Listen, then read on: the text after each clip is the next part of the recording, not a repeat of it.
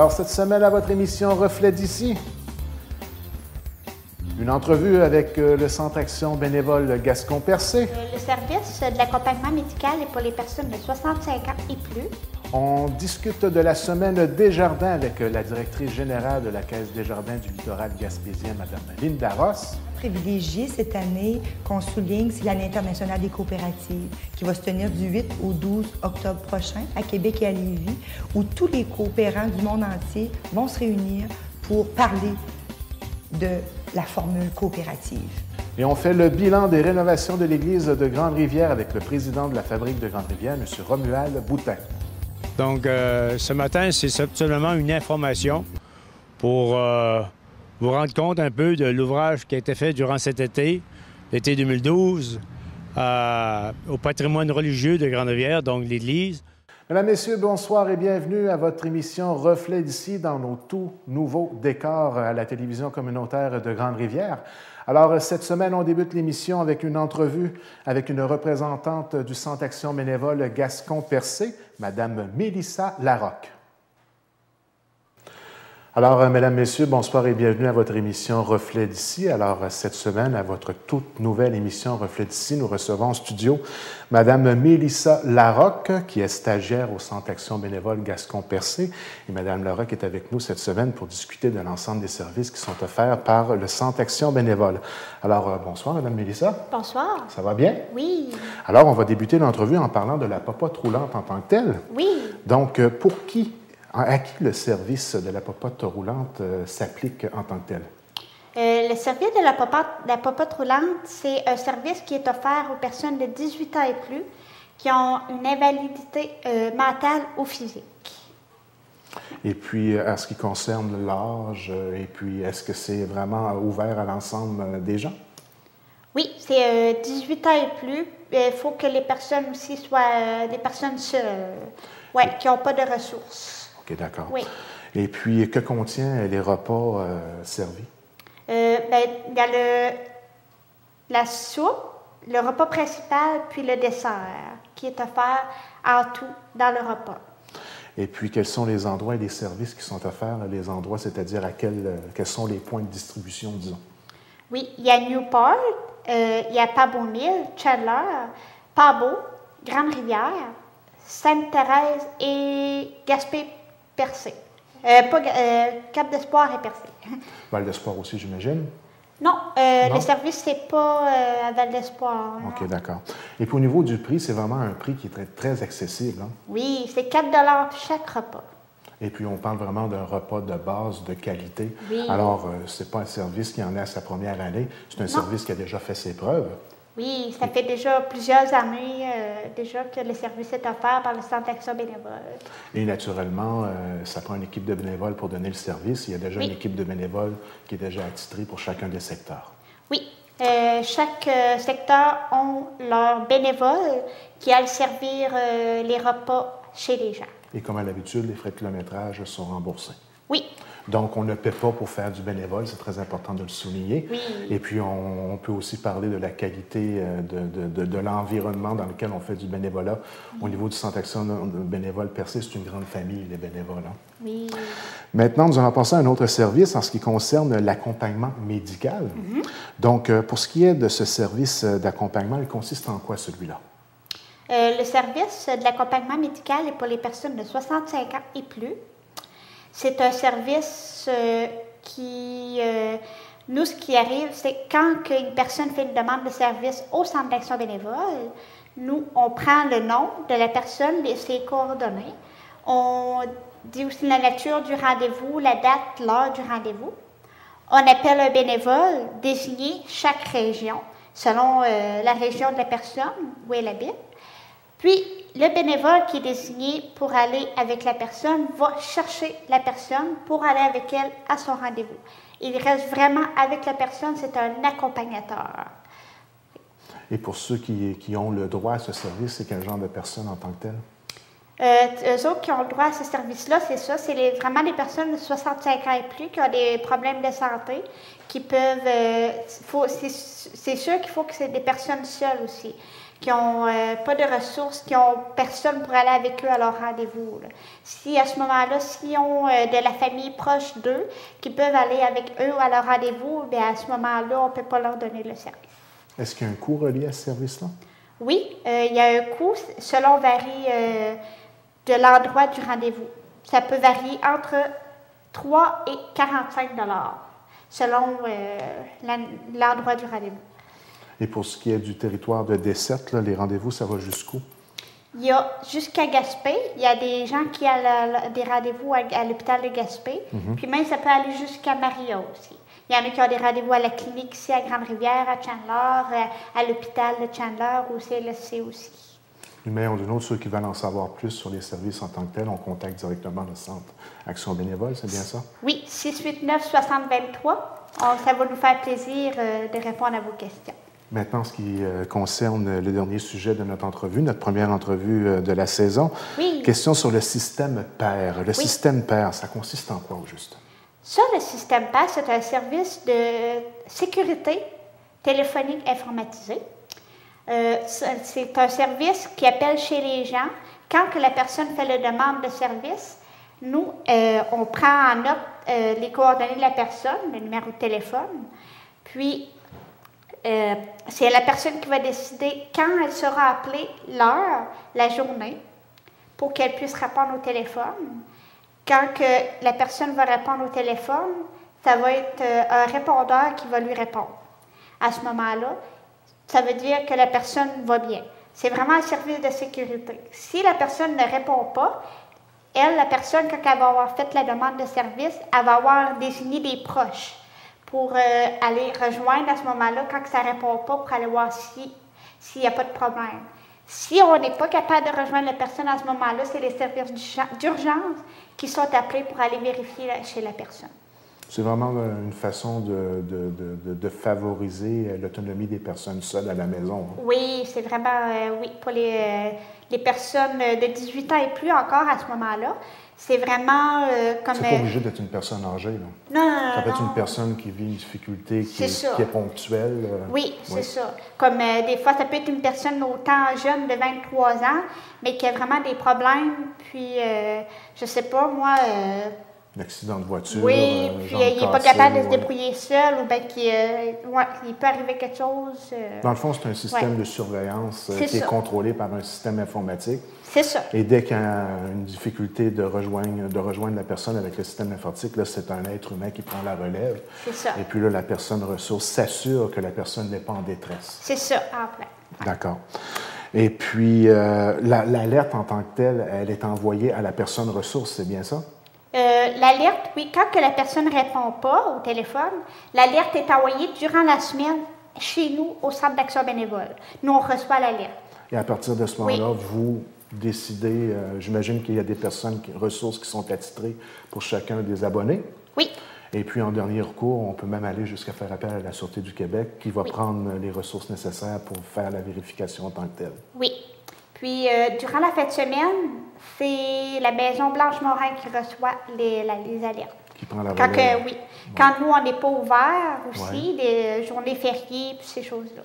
Donc, c'est un service 365 jours par année. Oui. Donc, encore une fois, voilà un beau service. Il y a plusieurs services qui sont offerts au Centre Action bénévole Gascon-Percé. Oui. Donc, ceux qui veulent encore une fois en savoir plus, peut-être appeler le numéro de téléphone en terminant. Oui, 689-6023. Ne vous gênez pas pour avoir des questions. Donc, merci beaucoup de votre visite à l'émission Reflet d'ici et puis au plaisir de se revoir. Ça m'a fait plaisir. Merci beaucoup. Merci.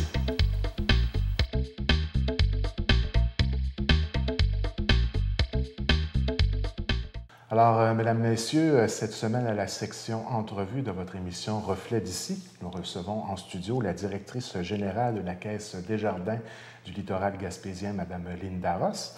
Et Mme Ross est avec nous cette semaine pour nous parler de la semaine de la coopération qui va avoir lieu du 14 au 20 octobre prochain. Alors, bonsoir, Mme Ross. Bonsoir, monsieur. Ça va toujours bien? Très bien, merci. Et vous? Extrêmement bien. Alors, qu'est-ce qu'on veut souligner exactement à l'intérieur de cette semaine de la coopération? Un moment privilégié cette année qu'on souligne, c'est l'Année internationale des coopératives qui va se tenir du 8 au 12 octobre prochain à Québec et à Lévis, où tous les coopérants du monde entier vont se réunir pour parler de la formule coopérative. Et puis, il y a 2 programmes spécifiques qui sont offerts non seulement par Desjardins, mais il y a une collaboration aussi de la part des municipalités. Peut-être nous parler un peu de ces 2 programmes en tant que tels. Effectivement, la Caisse populaire du littoral gaspésien, 2 programmes uniques à notre caisse, en partenariat avec nos municipalités, ou un premier pour l'accession à la propriété. Ce programme incite les gens à devenir propriétaires. La municipalité donne un congé de taxe de 2 ans pour la construction d'une maison et la Caisse populaire remet un chèque pouvant aller jusqu'à 1 000 $, dépendamment du montant du prêt. Alors ça, c'est au niveau de l'accession à la propriété. En ce qui concerne le régime enregistré d'épargne-études, c'est vraiment un programme pour planifier les études de nos enfants ou de nos petits-enfants ou de nos neveux et nièces. Alors, il faut avoir un lien de parenté pour ouvrir le régime. Et ce que ça dit, les municipalités donnent un montant de 550 $ et la Caisse en donne 275 $. Alors, il y a de l'argent qui dort présentement à la Caisse pour les enfants et les petits-enfants. Alors, je lance à la population de Bougainville aller jusqu'à Grande-Rivière-Ouest. Vraiment, c'est important de venir rencontrer puis connaître les paramètres de ce programme-là parce que l'argent est là pour les petits-enfants, ceux qui sont nés en 2012 et même en 2011, vous auriez le droit à ce programme-là. Alors, n'hésitez pas à venir vous informer. Et sur notre site également Desjardins, la Caisse du littoral gaspésien, il y a des explications sur le programme. Alors, je vous invite à venir. Et la Caisse a également lancé un concours pour la Semaine de la coopération. Oui, on a lancé l'année dernière, c'est venu où on a été donné des sommes par rapport à notre fonds d'aide au développement du milieu à des bibliothèques, à des écoles. Et on a soulevé le besoin d'avoir revitaliser là, les livres parce qu'il y en avait moins également des jeux. Alors, on s'est dit, pourquoi pas, dans la communauté, demander aux gens de nous apporter leurs livres et on va pouvoir les redistribuer par la suite à la communauté, aux bibliothèques. Alors, c'est ce qu'on fait et pour ça, bien, on vous donne la chance de gagner 10 bons d'achat de 50 $ à notre nouvelle pharmacie Jean Coutu de notre secteur qui est super belle. Alors, c'est vraiment intéressant de ce côté-là et c'est très humanitaire et communautaire. Et d'une manière ou d'une autre, pour la population qui nous écoute en ce moment et qui voudrait en savoir plus sur les 2 programmes ou sur le concours qui a lieu en ce moment, en savoir plus sur l'ensemble de ces informations-là, ils n'ont qu'à contacter leur point de service le plus près. On parle de Percé, Cap d'Espoir et Grande-Rivière. Effectivement. Alors, je vais vous laisser le mot de la fin, Mme Ross. Parfait. Merci beaucoup. C'est un plaisir.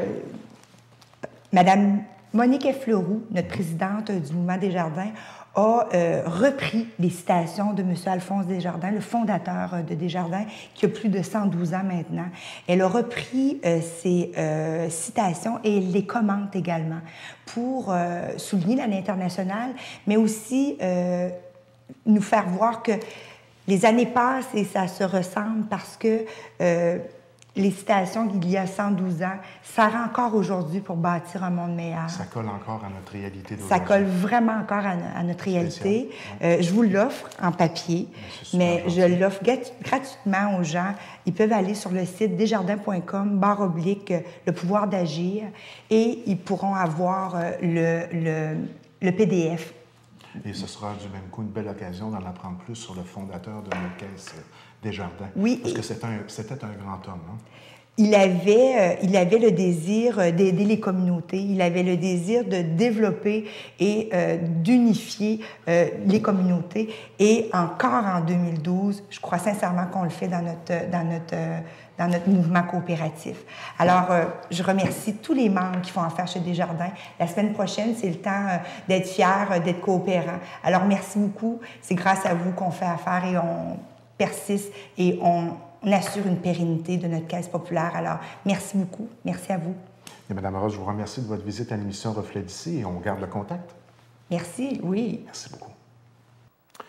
Eh bien, Mesdames, Messieurs, au début septembre, j'ai rencontré le président de la Fabrique de Grande-Rivière, M. Romuald Boutin, pour faire le point sur les rénovations de l'église de Grande-Rivière.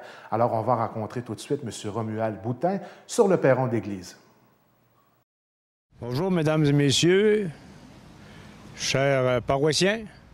Donc, ce matin, c'est seulement une information pour vous rendre compte un peu de l'ouvrage qui a été fait durant cet été, l'été 2012, au patrimoine religieux de Grande-Rivière, donc l'Église.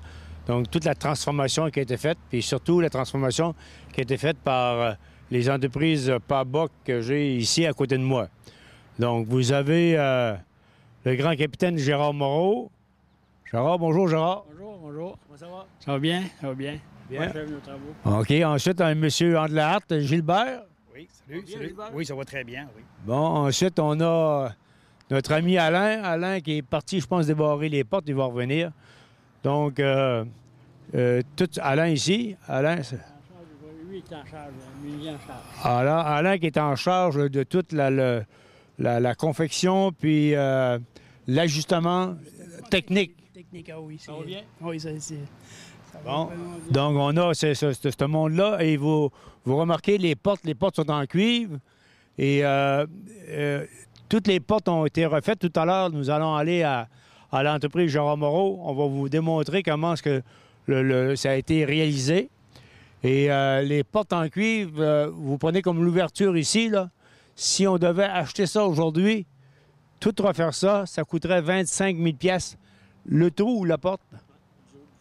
Du trou de la porte. Là, ça vaudrait 25 000 $. Donc, vous voyez que l'Église de Grande-Rivière, c'est un patrimoine qui vaut de la valeur. Puis en passant, mais ça vous appartient. OK? Mais les dettes vous appartiennent aussi. Alors, aidez-nous, aidez-nous. OK? Donc, il y a la dîme, là, ça vous appartient, mais c'est un joyau. T'sais? Puis, comme on dit dans une famille, hein, si on est 6, 7 dans la famille, nos pères nous ont appris, il faut contribuer. Hein? Il faut contribuer. Donc, tout le monde contribue, puis c'est formidable. Et vous remarquez que la porte est facilement ouvrable. Donc, on n'a plus à peine à développer la musculature pour ouvrir la porte. Ça s'ouvre facilement. Elle se ferme facilement. Puis, on a ajouté, vous allez remarquer qu'on a ajouté des barres paniques. En tout temps, si l'église est barrée, en tout temps, donc le personnel, les personnes peuvent sortir, puis il appuie sur la barre panique et ça ouvre. Puis vous remarquez aussi, il y a des loquets, donc ces petits loquets-là, là, c'est tout en brasse, ça vaut énormément cher. Puis vous prenez comme une petite feuille comme ça aujourd'hui, ça se vend combien, Gérard? Ça vaut environ 20 pièces de morceau. 20 pièces de morceau, un qui a une petite feuille ici, là. Et puis vous remarquez qu'il y en a pas mal. Puis les grands morceaux, ben là, c'est un prix inestimable. Elle vaut 1000 pièces, ça. Donc cette barre panique-là qu'on appelle, là, ça vaut 1000 pièces qui est installée sur les portes. Puis le patrimoine religieux, on n'avait pas le choix. Il fallait l'installer pour la sécurité. Puis vous remarquez que ces portes-là aussi vont être pour l'hiver. Donc on va probablement sauver du chauffage énormément, parce que c'est ajusté avec précision. Puis l'air va... Ça va être difficile à l'air de passer ici, d'entrer dans l'église. Donc, si on remarque aussi, là, on a mis des balais dans les portes intérieures ici. Là. On a mis des balais aussi. Donc, il n'y aura plus de laine minérale qui va être traînée sur le plancher. Là. On a mis des balais pour empêcher que l'air froid rentre dans l'église. Donc... oui, et puis il y a des coupes-froids, c'est des coupes-froids intérieurs, puis toutes les portes sont manipulées aussi avec des cylindres, des nouveaux cylindres, donc tout ça fonctionne très bien, et vous voyez là, que la porte se referme facilement. Donc, nous allons aller il nous reste une dernière porte, toutes les portes ont été installées, toutes les portes ont été reconstruites, et on va aller vous montrer... la porte de l'Ouest qui reste à terminer cette année. Puis on va vous montrer comment est-ce que ça s'est fait. Puis en passant ici, là, on a à l'intérieur ici, je ne sais pas si on peut le voir là-bas. On peut-tu le voir là-bas? Oui, donc tous les décors en stainless ont été rajoutés. Et donc, je vous ai sûrement informé qu'on avait des dépassements de coûts. C'est parce que les cadres qu'on avait avant, ils étaient en acier. Et c'était tout rouillé. Et quand on a entrepris de faire les portes, il était temps de les refaire parce qu'il y en a une même qui était à la veille de tomber. Quand vous l'avez arrachée, vous avez à la tomber quand vous l'avez arrachée. Donc, c'est en stainless, avec le stainless avec les entreprises Nicolas. Là. Donc, ça a coûté une valeur, je pense, d'une dizaine de mille pièces de plus. Une 10 000 de plus, donc c'est un 10 000 d'extra, parce que dans le plan de l'architecte, c'était en acide seulement, puis on s'est aperçu, on s'est dit, bien là, je vais me en acier, au bout de 10 ans, c'est encore rouillé, c'est encore commencé. Donc là, je pense que les eaux ne feront plus mal lorsqu'ils vont reprendre les portes. Donc on va les revoir, on va aller voir la manière que ça s'est fait. Et pour l'histoire aussi, la première porte a été posée. Donc, le début des travaux a commencé au mois d'avril et la première porte a été posée dans le début de mai. On va avoir la date exacte plus tard pour l'inscrire dans... Puis, et vous remarquez aussi, avec les entreprises PABOC, il était au-dessus de 100 000 pièces et moins dans la soumission qu'on avait ouverte sur Internet dans toute la province du Québec. Donc, ce sont des artisans de Grande-Rivière. Puis on est fiers du travail qu'ils ont accompli. Donc, on va aller voir la porte de l'Ouest, comment est-ce que ça fonctionne. De nouveau sur l'établissement de l'église, donc vous remarquez que c'est une porte qu'on a placée parce qu'on a arraché là, les autres portes, puis on a passé pour la sécurité, puis en même temps pour contre le vol, etc., pour la protection de l'ameublement. Donc on a posé une porte temporaire, donc tout est arraché et on va aller à la shop de M. Moreau voir le procédé, comment est-ce qu'on fonctionne pour tout éclaircir le cuivre. Et M. Moreau ou les employés vont nous démontrer comment est-ce qu'ils font l'ouvrage. Donc, on se revoit à la shop de M. Moreau. Alors, nous voici de nouveau avec les entreprises PABOC. Donc, dans leur shop, là, je ne sais pas si on peut dire ça en français. Dans l'atelier. Dans l'atelier, oui, c'est le terme français. Donc, dans l'atelier de réparation. Puis... M. Andelaert va vous expliquer, vous remarquez ici sur la table, vous avez la porte qui est démanchée, et M. Andelaert va vous expliquer la manière qu'on fonctionne et qu'ils ont appris, parce que ce sont des artisans, ils n'ont jamais fait ça. Puis là, à la première porte, là, ils l'ont expérimenté, mais ça a pris beaucoup de temps. Il fallait comprendre le système. Donc, il va vous expliquer en détail comment ça fonctionne, puis comment ils font pour... faire revenir le vieux cuivre là, que vous voyez ici, qui est magané pas mal. Donc, on l'a fait revenir un peu. Donc, vas-y, mon cher ami. Bien, vous expliquez ça à peu près, comment est-ce qu'on procédait. Si vous voyez ici, on vous montre le cuivre exactement quand on l'a démantelé sur les vieilles portes de l'église avant qu'il ait été travaillé. Donc, vous avez une idée à quel état il était, parce que c'est du cuivre qui date d'une 60aine d'années. Pour vous donner une idée, après que ça a été travaillé, bien, le cuivre, on a réussi à le ramener à peu près comme ça. Puis le procédé qu'on a utilisé, c'est un procédé qu'on a trouvé sur Internet, les manières de nettoyer le cuivre. C'est avec des bassins d'eau, puis à la bicarbonate de soude, à la petite vasque, comme qu'on appelle. Là. C'est des bassins qu'on faisait chauffer, des bassins d'aluminium. On va vous les montrer, les bassins sont là. Puis les bassins, bien exactement, c'est ça que ça a pris. Ça prenait un bassin. Le premier bassin ici que vous voyez qui a du bleu à l'intérieur, c'est un bassin avec de la bicarbonate de soude et de l'eau, qui est chauffé à une certaine température pour réussir à faire un effet microchimique qui fait que ça peut enlever le vieux cuivre. Vous voyez comment ce qui vient après une coupe d'heure dans le bassin, bien, il commence déjà à revenir. Puis après le procédé, bien, le bassin, on change de bassin, on met le cuivre dans juste de l'eau pour arrêter le procédé chimique de travailler. Puis ensuite, bien, les morceaux, les pièces sont nettoyées, sont emmenées sur l'autre table, puis sont polies. Puis il y a plusieurs heures de polissage pour réussir à les ramener comme vous avez vu là-bas. Puis pour leur garder leur beauté, bien, il faut les vernir. Fait qu'on a réussi à avoir un vernis spécial pour protéger le cuivre pour qu'il reste le plus beau le plus longtemps possible. Le procédé, là, je sais que ça prend du temps. Ça prend combien de jours à peu près pour que le cuivre peut donner son visage un peu plus jeune?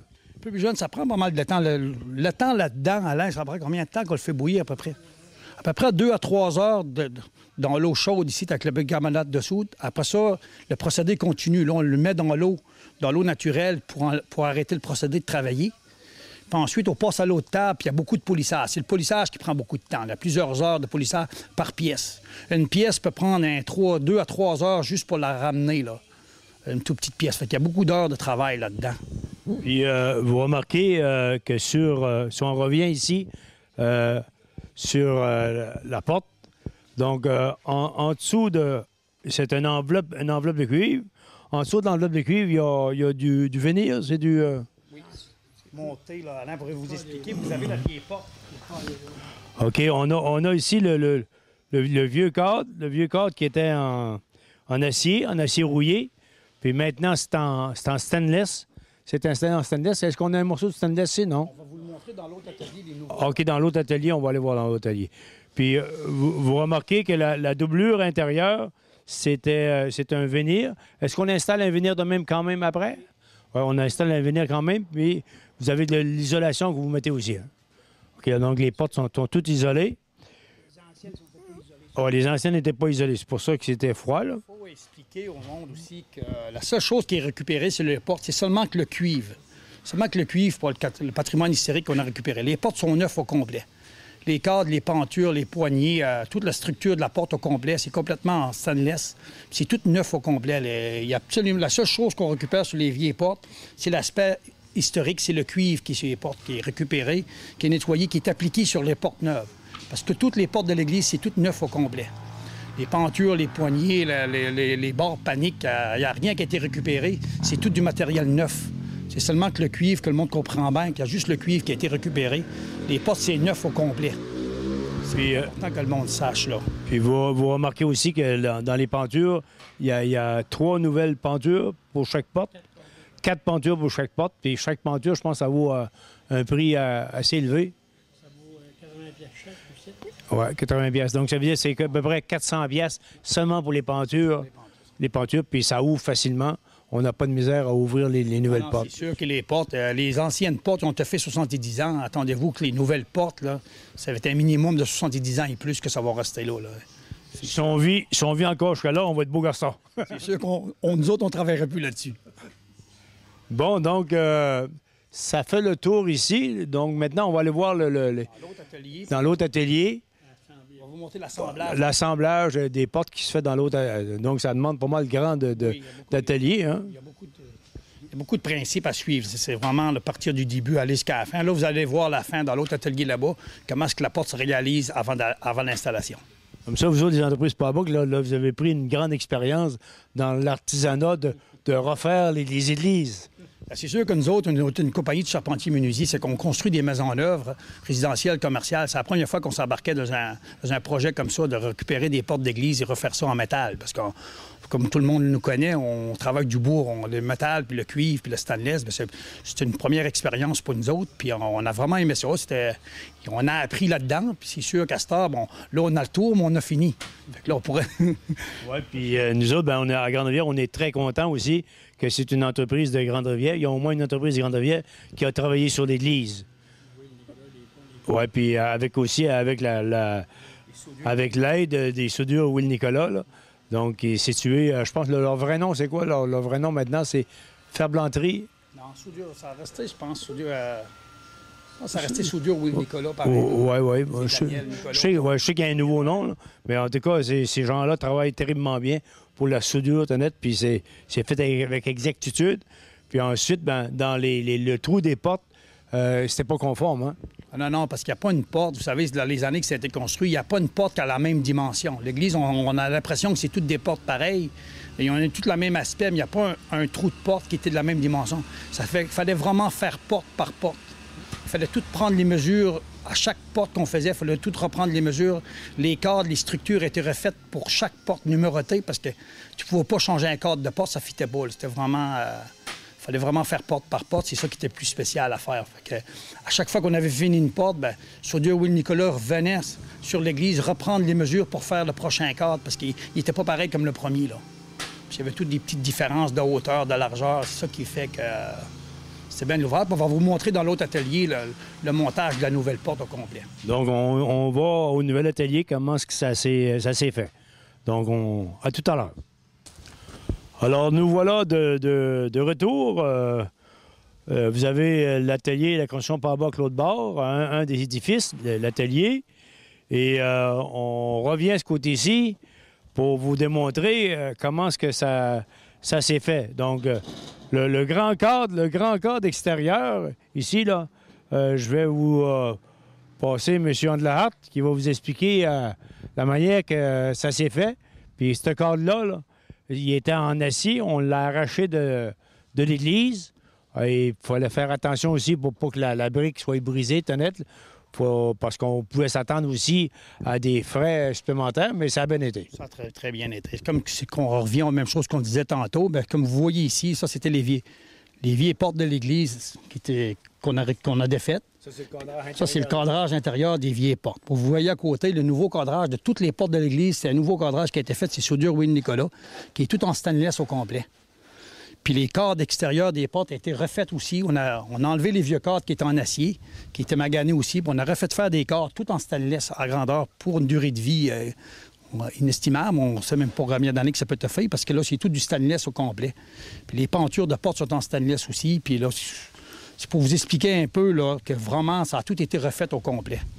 Puis il n'y a absolument plus resté à rien des vieilles portes. Il y a seulement que le cuivre qu'on a récupéré. Puis ça peut vous montrer la structure des nouvelles portes. Bien, c'est tout en stainless qui a été exactement monté de cette façon, avec tous les appuis pour les poignées, puis pour les barres paniques et tout. Puis les nouveaux cadres aussi sont isolés. Ils sont tous isolés au styrofoam à l'intérieur pour que c'est plus chaud pour l'église, tout ça. Puis il y a moins de perte d'énergie pour l'église qui est déjà très grande à chauffer. Fait que ça vous donne une bonne idée exactement comment ce que c'est.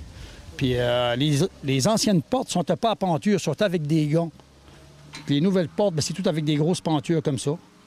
Une penture qui peut supporter 800 livres par penture. Il y en a 4 par porte. Tout des coussinets, tout des bearings. C'est tout sur bearing. C'est vraiment... Puis c'est en brasse. Ça fait que ça ne rouillera pas. Ça va être là pour plusieurs années. Là, que l'Église, on ne parlera plus de changer les portes de l'Église là, pour les prochains 70 ans. Ça fait que... taxes comprises, c'est aux environs ben, ça vaut à peu près, avec les taxes, ça vaut à peu près une centaine de piastres la penture pour vous montrer le prix que ça vaut, ces matériaux-là, parce que c'est des matériaux spéciaux qu'on a commandés. Fait que c'est très long à avoir, puis qu'on a réussi à les avoir, bien, c'est vraiment fait, là, c'est selon ce que l'architecte et les ingénieurs nous avaient demandé. On a vraiment suivi exactement ce qu'ils voulaient. Puis qu'est-ce qu'ils voulaient, c'est exactement comme ça que c'était fait, puis ça va être ça va être pour une prochaine génération, on va changer. Donc, si on résume un peu, donc vous avez le cadrage extérieur qu'on a arraché de l'église. Donc, ça, là, c'était tout pourri, c'était tout rouillé. Donc, on a enlevé ça. Puis les portes étaient prises après ça. Et certaines portes étaient à la veille de tomber. Donc, on les a pris à temps. Puis, vous remarquez, à l'intérieur de la porte, encore une fois, pour résumer, c'était en acier, c'était tout rouillé. Ça, c'est une des meilleures. Il y en a d'autres que c'était en flambeau de Guenille, si on peut dire, là. Puis, et là, maintenant, c'était en stainless. Donc, c'est tout en stainless, ça ne rouillera pas. Donc, on continue pour terminer en dedans, là, à l'intérieur. La table de travail.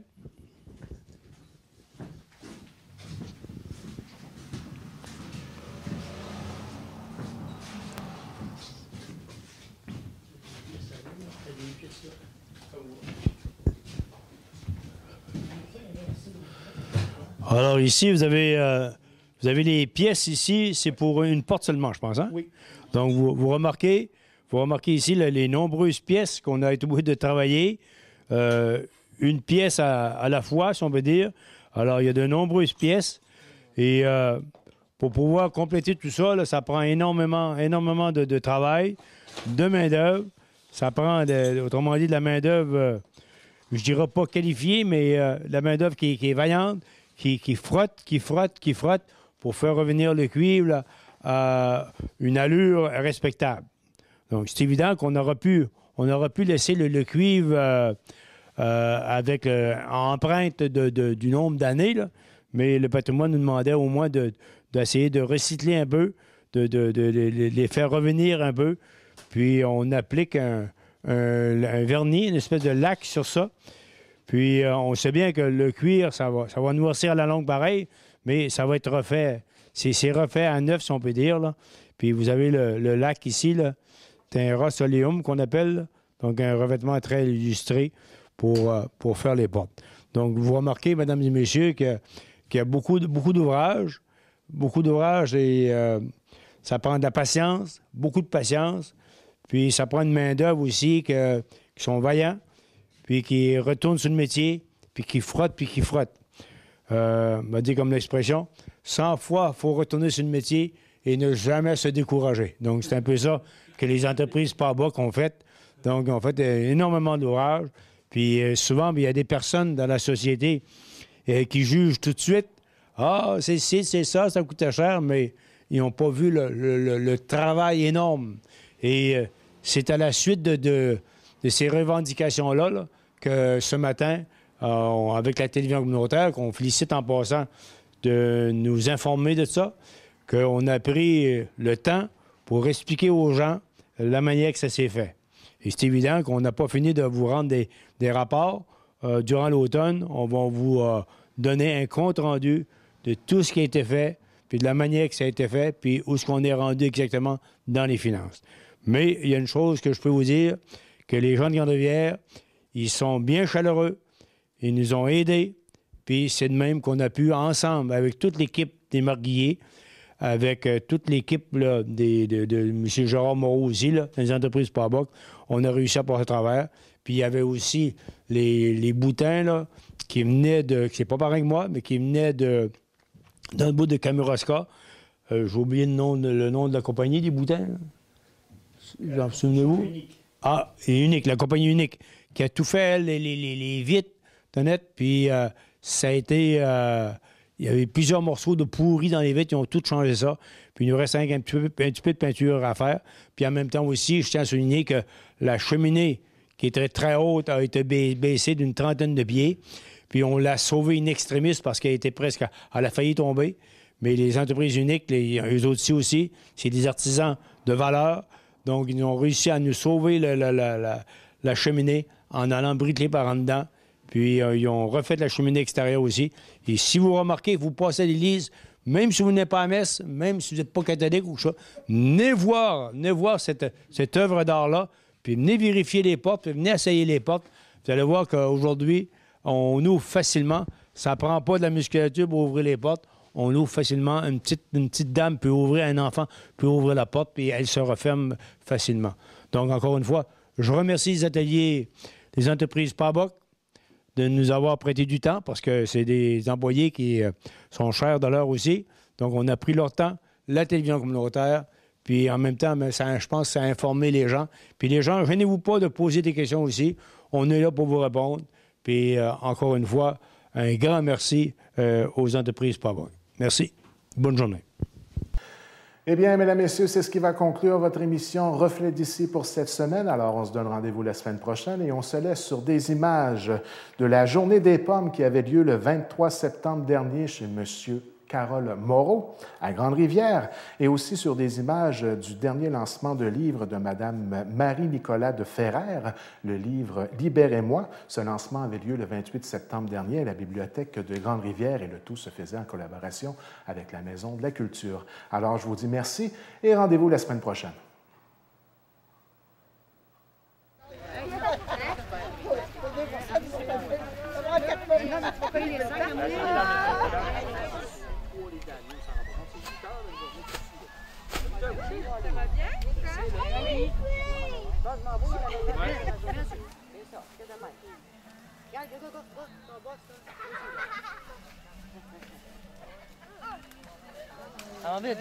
Malade, tournez comme ça. Hey, checkez le monsieur de gars. Check le monsieur là. Oh, il y a puis moi qui ronge. Fais bye, Malade. Malade, fais bye, le monsieur.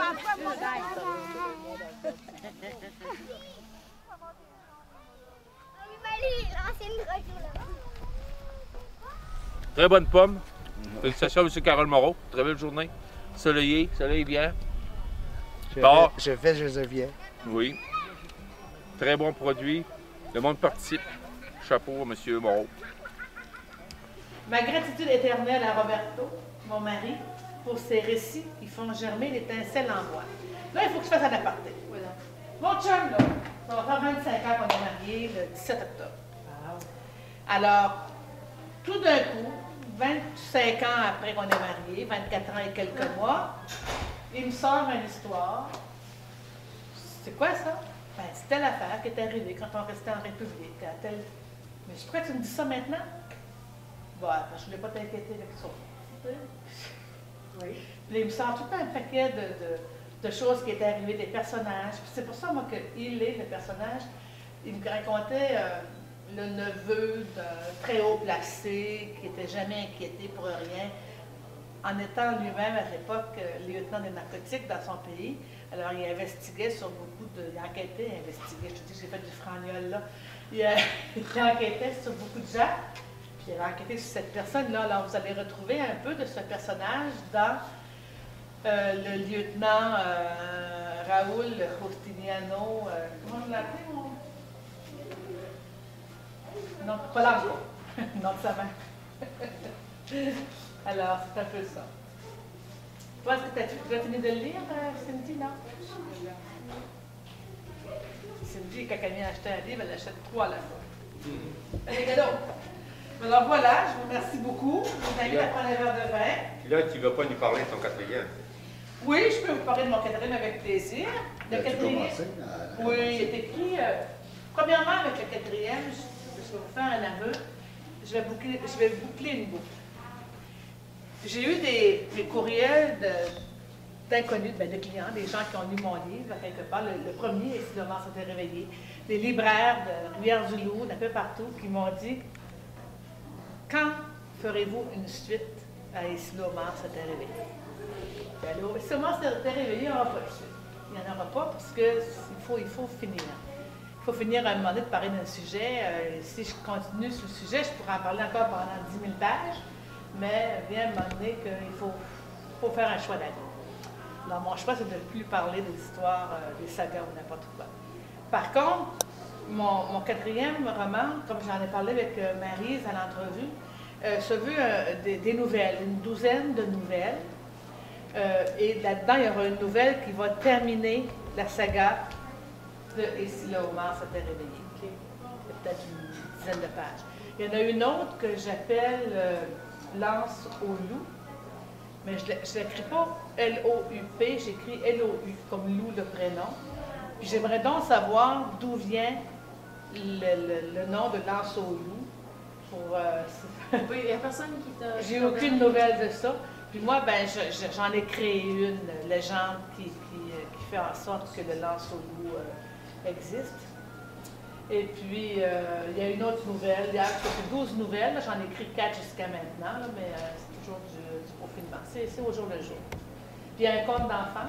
C'est pas un conte, c'est une poésie enfantine qui est faite, qui est écrite et qui est illustrée, qui a été illustrée par les enfants, l'école primaire, les enfants de la 5e primaire. Alors, bonjour Bernice. Alors, voilà, je vous présente la dame qui a inventé le mot « culturez-vous ». Et puis, alors les enfants du 5e primaire ont fait les dessins de mon conte pour enfants que je vais probablement sortir à Livre en Fête si tout va bien.